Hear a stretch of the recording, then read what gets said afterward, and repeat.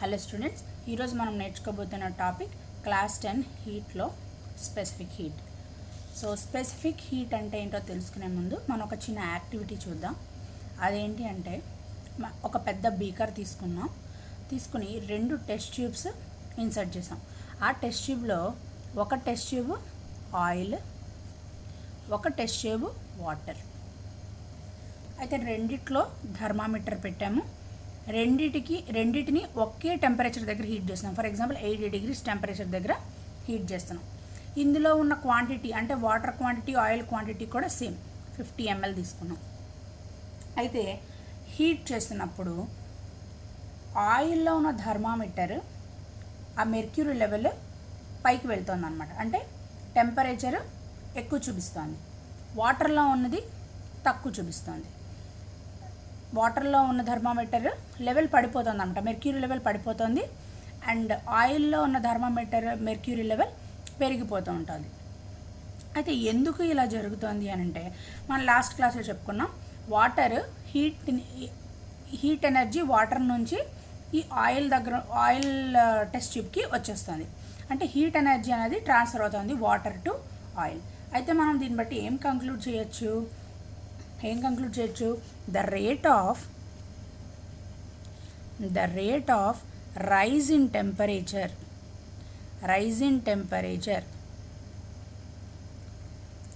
depends on nature of the substance. అంతే కదా, రెండు ఒకే క్వాంటిటీ తీసుకున్నాం, ఒకే టెంపరేచర్ దగ్గర హీట్ చేస్తున్నాం. కానీ ఎందుకు టెంపరేచర్లో తేడా వచ్చింది అంటే, రెండు ఒకే టెంపరేచర్ ఉండాలి కదా, మెర్క్యూరీ లెవెల్ రెండిట్లో ఒకలాగే ఉండాలి కదా, కానీ ఎందుకు అలా జరగట్లేదు? ఏదో డిఫరెన్స్ ఉంది.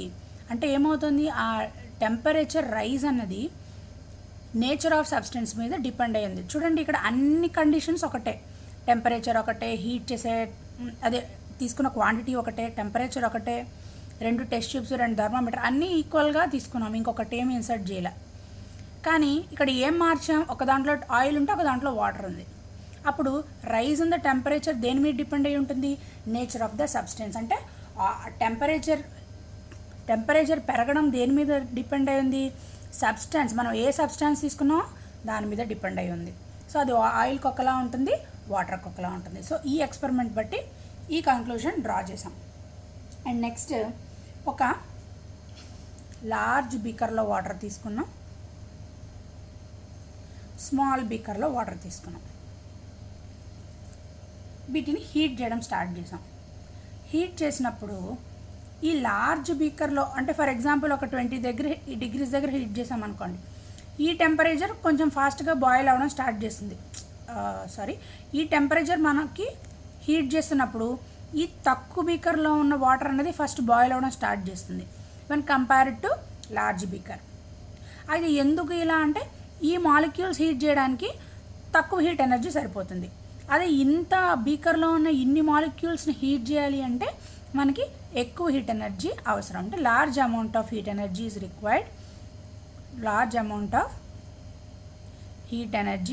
Is required to heat this beaker when compared to this.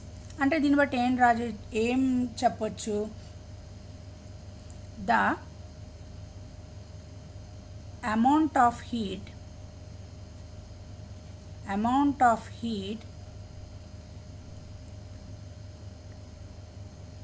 supplied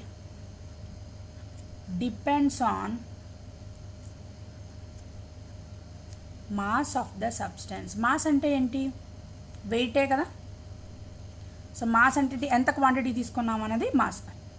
wait mass difference, కానీ ఎంత క్వాంటిటీ తీసుకున్నాం అన్నది దాని మీద డిపెండ్ అయి ఉంటుంది. సో మనం తక్కువ క్వాంటిటీ తీసుకుంటే తక్కువ హీట్ ఎనర్జీ సప్లై చేయాలి, ఎక్కువ క్వాంటిటీ తీసుకుంటే ఎక్కువ హీట్ ఎనర్జీ సప్లై చేయాలి. So amount of heat energy అనేది క్యూ అనుకుంటే, Q is directly proportional to MA కదా. Q is directly proportional to M. So next మనం ఒక బీకర్లో వాటర్ తీసుకొని హీట్ చేయడం స్టార్ట్ చేసాం. అయితే ఎవ్రీ 2 minutesకి టెంపరేచర్ నోట్ చేయడం స్టార్ట్ చేసాం. సో ఇలా హీట్ చేసినప్పుడు ఆ టెంపరేచర్ చేంజ్ అనేది కాన్స్టెంట్ అనమాట. So the change in temperature with time is constant. అలాంటప్పుడు హీట్ ఎనర్జీ దేని మీద డిపెండ్ అయి ఉంటుంది? Change in temperature. So change in temperature అంటే T final minus T initial. మనకి రెండు టెంపరేచర్లు ఇస్తారు, T final minus T initial, delta T అంటే. సో క్యూ అనేది దేని మీద డిపెండ్ అయి ఉంటుంది? మాస్ ఆఫ్ ద సబ్స్టెన్స్ మీద డిపెండ్ అయి ఉంటుంది. And Q is directly proportional to the amount of heat energy is directly proportional to change in temperature. So ఈ రెండింటి బట్టి మనం ఏమి కన్క్లూజన్కి రావచ్చు? Q is directly proportional to m, Q is directly proportional to delta T. So Q is directly proportional to m into delta T. అంతే కదా. ఇప్పుడు ఈ ప్రపోర్షనాలిటీ తీసేసాం అనుకోండి, కాన్స్టెంట్ పెట్టాలి. So Q is equals to S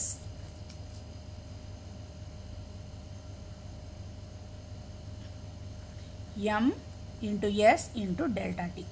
Q is equals to m into S into delta T. So S అనేది ఏంటి అని అంటే స్పెసిఫిక్ హీట్. సో స్పెసిఫిక్ హీట్కి మనం ఫార్ములా ఏమని చెప్పచ్చు? S is equals to Q by m into delta T. This is the formula for specific heat of a substance. అయితే ఈ specific heat అన్నది ఒక్కొక్క టెంపరేచర్కి, ఒక్కొక్క సబ్స్టెన్స్కి ఒక్కొక్కలా ఉంటుందన్నమాట.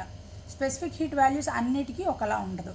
సో వాటర్కి ఒకలా ఉంటుంది, ఆయిల్కి ఒకలా ఉంటుంది, ఏదైనా మెటల్ తీసుకున్నామంటే మెటల్కి ఒక స్పెసిఫిక్ హీట్ ఉంటుంది.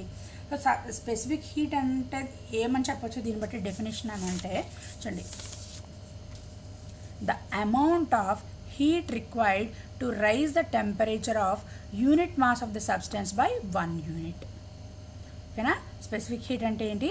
ద అమౌంట్ ఆఫ్ ఒక యూనిట్ మాస్ ఆఫ్ ద సబ్స్టెన్స్ని ఒక యూనిట్ టెంపరేచర్ రేస్ చేయడానికి కావాల్సిన హీట్ ఎనర్జీనే మనం స్పెసిఫిక్ హీట్ అంటాం. సో స్పెసిఫిక్ హీట్ తాలూకా యూనిట్, ఎస్ఐ యూనిట్స్ ఏంటి? Joule per KG kelvin. CGS unit ఏంటి? Calorie per gram centigrade. ఒక క్యాలరీ అంటే ఎంత? ఒక calorie per gram centigrade is equal to 4.2 into 10³ joule per KG kelvin. అయితే ఇక్కడ ఒక టేబుల్ ఉంది, రకరకాల సబ్స్టెన్సెస్కి స్పెసిఫిక్ హీట్ ఇక్కడ మనం ఇచ్చున్నాము. ఇదేమో జౌల్స్లో, ఈ వాల్యూస్ ఏమో క్యాలరీస్లో. అంటే 1 క్యాలరీ పర్ గ్రామ్ సెంటిగ్రేడ్ అంటే ఈ వాల్యూస్. సో ఇది జౌల్స్లో అయితే ఈ వాల్యూస్. అయితే ఇక్కడ మనం ఆ ఫార్ములా మనకు తెలుసు కదా. అసలు ఏదైనా ప్రాబ్లమ్ ఇస్తే అది ఎలా సాల్వ్ చేయాలో చూద్దాం. ఎగ్జాంపుల్, సో ఈ ప్రాబ్లం ఏమని ఇచ్చారు? 5 grams of copper was heated from 20 degrees to 80 degrees. 20 degrees అంటే స్టార్ట్ చేసినప్పుడు టెంపరేచర్ ఎంత? 20 degrees. అప్పుడు ఈ టెంపరేచర్ ఏమవుతుంది? T initial. ఈ టెంపరేచర్ ఏమవుతుంది? Temperature T initial. సో ఇక్కడ 80 degrees ఉంది. ఈ 80 degrees ఏంటి? 20 degrees నుంచి 80 degrees వరకు హీట్ చేసాం. సో ఇది టీ ఫైనల్ టెంపరేచర్. ఓకేనా. ఈ 20 degrees అనేది T initial starting temperature, final temperature ఏంటి? 80 degrees. So how much energy was used to heat copper? So మనకి క్యూ వాల్యూ ఏంటి? క్యూ వాల్యూ మనం కనుక్కోవాలి. Q is equals to MC delta T. ఇక్కడ C అనేది స్పెసిఫిక్ హీట్, లేదా MS delta T. Mass ఎంత ఇచ్చారు? గ్రామ్స్లో 5.0 grams. ఓకేనా. సో టెంపరేచర్ ఏంటి? T initial 20 degrees centigrade, T final 80 degrees centigrade. So delta tea ఏమవుతుంది? T final minus T initial అంటే 80 - 20, that is equals to 60 degrees centigrade. 60 degrees centigrade. So substitute చేయండి values. Specific heat of copper ఎంత ఇచ్చారు? 0.095. సో S is equals to Q is equals to 5.0 into Q. Specific heat ఎంత? 0.095 into temperature 60 degrees centigrade. ఓకేనా. ఇది units ఏంటి? Calorie per gram degree centigrade. ఇది 5.0 grams. ఈ గ్రామ్స్ సెంటిగ్రేడ్ క్యాన్సిల్ అయిపోతాయి. మనకి టోటల్ ఏంటి? 300 into 0.095. ఓకేనా. 0.095. So 9.5 into 3, that is equals to 28.5 joules. Sorry calories కదా మనకు మిగిలింది, క్యాలరీస్. మనకి జౌల్స్లో ఇచ్చారనుకోండి ఈ వాల్యూస్ తీసుకుంటాం, జౌల్స్లో ఇచ్చారంటే ఈ వాల్యూస్ తీసుకుంటాం. మనకు అన్ని క్యాన్సిల్ అయిపోతే ఇక్కడ క్యాలరీస్ మిగిలే కదా, అక్కడ జౌల్స్ మిగులుతాయి. ఓకేనా? సో ఈ విధంగా ప్రాబ్లమ్ని సాల్వ్ చేయాలి. సో మనకి స్పెసిఫిక్ హీట్ ఫార్ములా ఉపయోగించి రకరకాల ప్రాబ్లమ్స్ ఇస్తారు. అవి ఎలా ఉంటాయంటే ఒకసారి స్పెసిఫిక్ హీట్ క్యాలిక్యులేట్ చేయమంటారు, ఒకసారి టెంపరేచర్ చేంజ్ క్యాలిక్యులేట్ చేయమంటారు, ఒకసారి మాస్ క్యాలిక్యులేట్ చేయమంటారు. ఇంకా మనకి కొంచెం మోడల్స్ ఇన్ డెప్త్లోకి వెళ్తే టీ ఇనీషియల్ టెంపరేచర్ కానీ టీ ఫైనల్ టెంపరేచర్ కూడా క్యాలిక్యులేట్ చేయమంటారు, డెల్టా వాల్యూ ఇవ్వకుండా. ఓకేనా? So next topic. సో ఇది మనకి స్పెసిఫిక్ హీట్ గురించి. అయితే ఈ స్పెసిఫిక్ హీట్ అనేది ఆయిల్కి ఒకలా ఉంటుందని చెప్పాం, స్పెసిఫిక్ హీట్ వాటర్కి ఒకలా ఉంటుందని చెప్పాం. ఓకేనా? సో ఎందుకు ఇలా జరుగుతుంది, దీనికి ఏమైనా రీజన్ ఉందా అంటే రీజన్ ఉంటుంది. ఇప్పుడు మనకి మాలిక్యూల్స్ మధ్య ఎనర్జీ ఉంటుంది. ఓకేనా? రకరకాల ఎనర్జీస్ ఉంటాయి. యాటమ్స్ అన్నీ కూడా మాలిక్యూల్స్ వెయిట్ ఎలా ఫామ్ అవుతాయి, యాటమ్స్ అన్నీ కంబైన్ అయితే మాలిక్యూల్స్ ఫామ్ అవుతాయి. సరే, అయితే ఈ మాలిక్యూల్స్లో మనకి యాటమ్స్ మధ్య రకరకాల ఎనర్జీస్ అనేవి ఉంటాయి. అందులో ఎనర్జీస్ ఏంటంటే కైనెటిక్ ఎనర్జీ,